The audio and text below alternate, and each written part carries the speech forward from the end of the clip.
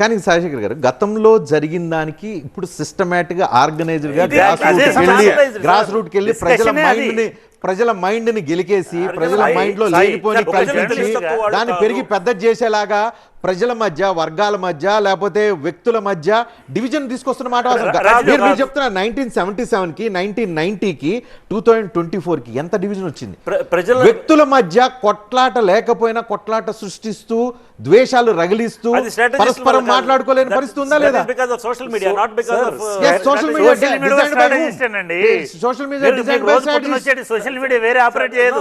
Social మీడియాలో politics వదిలేసేయండి. There are several other issues which are being discussed and దాంట్లో కూడా ఈ శీలహననం జరుగుతుంది. దాంట్లో కూడా 2-3 వర్గ ఒపీనియన్స్ విడిపోయి చాలా గోల్ అవుతుంది. ప్రతి విషయాల్లోనే అవుతుంది.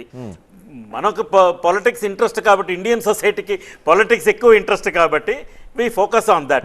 But social media has created a rift between several groups of people. ఒక ప్రాబ్లం ఉంటుంది. అంటే ప్యూర్ జర్నలిస్టులకి ఇప్పుడు వారే చెప్పారు, ఎవరో ఒక లీక్ చెప్పారు. అది లీక్ కాదు, ఓపెన్గా జరిగినటువంటి ఒక ఇష్యూ. దాన్ని పబ్లిష్ చేయమని ఒక పొలిటీషియన్ వీరిని అప్రోచ్ అయినారు. వీరు నో అన్నారు. ఆయన అట్లా 10 మందికి చెప్పాడు. ఇంకో చోట న్యూస్ ఎడిటర్ నో అన్నాడు, ఇంకో చోట ఎడిటర్ నో అన్నాడు. ఎవడో ఒకటి తలకు మాసినోడు వేసేస్తాడు. అది పెద్ద ఇష్యూ కాదు. ఎందుకంటే నువ్వు వేయకపోయినా సరే రేపు చంద్రబాబు నాయుడు ఆమెను అడ్డం పెట్టుకునే కదా రాజకీయాలు చేసేది. ఆయన బయటకు వచ్చేది. అది ఒక ఫ్యాక్ట్ బేస్డ్ ఇన్ఫర్మేషన్, ఒక ఫ్యాక్ట్ బేస్డ్ క్రిటిసిజం అయినా సరే దాన్ని అబ్సినిటీ వల్లనో లేకపోతే అబ్సినిటీ కూడా కాదు, అనెతికల్ అనుకొని మీ పేపర్ వేయలేదు, మీరేయలేదు, ఇంకోలేదు. కానీ వీళ్ళ సమస్య ఒకటే నేను చెప్పేది, అనెతికల్ విషయాలను కూడా నైస్గా షుగర్ కోట్ చేసి వీటిని డిఫరెంట్ ఛానల్స్లో మీరు అన్న వాట్సాప్లో మీరు వచ్చిన ఇంకో చోట ఇది మా యూనివర్సిటీ కంటే పెద్ద యూనివర్సిటీ. మా యూనివర్సిటీ ఏముందండి బాబు, ఇప్పుడు ప్రపంచమంతా భారతదేశం అంతా పాలసీలు తయారు చేయాలని ఏం చేయాలన్నా 1-2 సంవత్సరాలు పట్టింది, వాళ్ళు 5 నిమిషాల్లో చేస్తారు. ఇక్కడ సమస్య మిత్రమా, ఎట్లాగైతే వాట్సాప్ యూనివర్సిటీ వచ్చిన తర్వాత న్యూస్ పేపర్కి ఉండేటువంటిది పోతున్నదో, ఈ ఛానల్ అంటే ఒక జవాబుదారీతనం లేనిది ఎట్లయితే వస్తున్నదో, ఈ మీరు పొలిటికల్ పార్టీలో జవాబుదారీతనం ఉంటుంది. ఆ క్రిటిసిజం అయినా చాలామంది మన్నించమని వేడుకున్న చెప్పిన సందర్భాలు ఖండన ఉండేది గతంలో. ఇప్పుడు అసలు ఖండన చూడట్లే ఎక్కడ మనం. ఎందుకనంటే నువ్వు ఒకటి పెడితే నేను 4 పోస్టులు పెడతా, అయిపోయింది.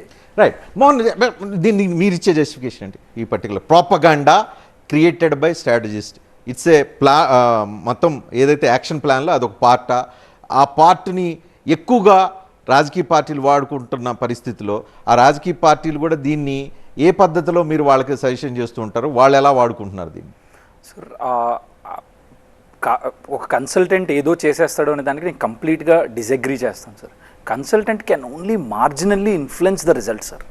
సో మీరు చెప్పే ప్రొపగాండా ఏదైతే ఉందో, మీరు చెప్పే ప్రొపగాండా ఏదైతే ఉందో, మీరు చెప్పేది ఏదైతే ఉందో సార్, క్లియర్గా లీడర్ కన్విన్స్ అయిన తర్వాత మాత్రమే జరిగింది సార్. ఏది జరిగినా what ever it is, if the leader is good, leader long term చూస్తారు సార్. ఇప్పుడు నాయకులు చంద్రబాబు నాయుడు గారు కానీ, మన జగన్మోహన్ రెడ్డి గారు కానీ, మోదీ గారు కానీ, రాహుల్ గారు కానీ, దే సీ లాంగ్ టర్మ్. వాళ్ళేమి ఇవాళ వచ్చి ఈ ఎలక్షన్తో అయిపోయేది లేదు, ఏమీ లేదు.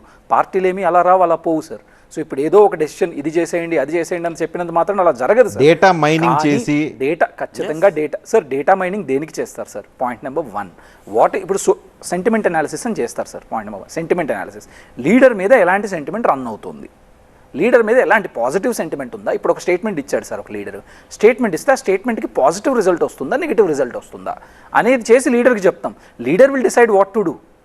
సో స్కేలప్ చేయడానికి, ఇప్పుడు ఒక బిజినెస్ని స్కేలప్ చేయడానికి కన్సల్టెంట్ ఎలా అవసరమో, మీకు TV9 ఉంది సార్. TV9 అనేది దేశం మొత్తం స్ప్రెడ్ చేయాలనుకున్నారు ఒకప్పుడు. సో స్ప్రెడ్ చేయడానికి consultant, definitely there is a consulting firm which is behind TV9. You will be knowing it. So అట్లనే ఒక పార్టీ కూడా మోర్ ఆర్గనైజ్డ్, మోర్ స్ట్రక్చర్. అంటే సమ్ ఎక్స్టెంట్ వరకు బిజినెస్ అనే దానికి ఒప్పుకుంటా, సమ్ ఎక్స్టెంట్ వరకు. కానీ రాజకీయ వ్యాపారం కాదు, రాజకీయం ప్రజాసేవ కోసం వచ్చింది సార్. రాజకీయం కూడా వ్యాపారం కాదు సార్. నేను కంప్లీట్గా డిసగ్రీ చేస్తాను. రాజకీయ వ్యాపారం కాదు అయినా కూడా, so there are efficient process ఉంటుంది కదా సార్. ఫర్ ఎగ్జాంపుల్, ఒక లీడర్ ఒక పాదయాత్ర చెయ్యాలి. ఎందుకు చెయ్యాలంటే, ఫర్ ఎగ్జాంపుల్ రాజన్న రాజ్యం ఉంది సార్. నేను ఫర్ ఎగ్జాంపుల్ దాని ఒక్క ఎగ్జాంపుల్ చెప్తాను sir, because I follow mostly US politics sir. So అక్కడ ఒక ఎగ్జాంపుల్ కోట్ చేస్తాను మీకు.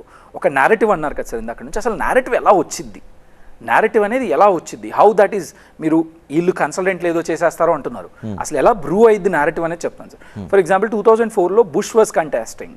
Bush was contesting as president అనమాట. దెన్ అప్పటికే బుష్ మీద విపరీతమైన నెగిటివిటీ వచ్చింది. సో టెర్రరిజం మీద, the way he is going on terrorism. నేను first time whatever I have read about politics గురించి చదవడం మొదలుపెట్టిన తర్వాత నన్ను బాగా ఇంట్రెస్ట్ చేసింది అదొక episode sir. The 7 months 8 months campaign of Bush that entirely went like ఎంత బ్యూటిఫుల్గా డిజైన్ అయిందంటే ఆ campaign. So for example bush correct negativity ఉంది కానీ 50%తో గెలిచాడు బుష్, 51%తో గెలిచాడు బుష్. ఎందుకు గెలిచాడు? వీ వర్ డిగ్గింగ్ అనమాట. I was trying to read more about it చదివేటప్పుడు. So okay, the way they structured, అది నేను తప్పనను సార్, స్ట్రక్చర్ చేశారు క్యాంపెయిన్ని, నేరేటివ్ని ఎలా తీసుకొచ్చారంటే థ్రెట్ నేరేటివ్ని ఎలా డిజైన్ స్ట్రక్చర్ చేశారు సార్. నేరేటివ్ స్ట్రక్చర్ ఎలా ఉందంటే థ్రెట్ని ఐడెంటిఫై చేశారు. థ్రెట్ని ఐడెంటిఫై చేసిన తర్వాత థ్రెట్ ఎందుకు, ఎవరు విక్టిమ్స్, ఎవరు ఆ థ్రెట్ నుంచి వచ్చే ఆ థ్రెట్కి విక్టిమ్స్ ఎవరు, విక్టిమ్స్ని ఐడెంటిఫై చేశారు సార్. విక్టిమ్స్ నుంచి ఆ విలన్ ఎవరు, ఈ థ్రెట్ విక్టిమ్స్ విలన్ ఎవరు, విలన్ నుంచి విలన్ తర్వాత హీరో ఎవరు, హీరో ఏం రెజల్యూషన్తో ఈ విలన్ అది చేయకుండా ఆపుతున్నాడు. It's a beautiful story. So ఇప్పుడు సేమ్ ఫార్ములా ఫాలో అవుతున్నారు ఆంధ్రప్రదేశ్ లో సపోజ్ నన్ను కంప్లీట్ చేయండి సార్. సో థ్రెట్ ఏంటి సార్? ఫస్ట్ థ్రెట్ ఏంటి sir? Terrorism, international terrorism is the threat 2004లో. విక్టిమ్స్ ఎవరు sir? 26/11 are the victims. Villain ఎవరు sir? Al Qaeda or bin Laden. Resolution ఏంటి సార్? బుష్ తీసుకున్న హీరో ఎవరు? బుష్. రెజల్యూషన్ ఏంటి? Resolution is anti terrorist policies, strong anti terrorist policies. So దీన్ని మొత్తాన్ని ఒక ప్యాకేజ్ రూపంలో కన్వర్ట్ చేసి 7 months రన్ చేశారు సార్, 6 months రన్ చేశారు. ద వే ఇట్ వెంట్ ఖచ్చితంగా మైట్ బీ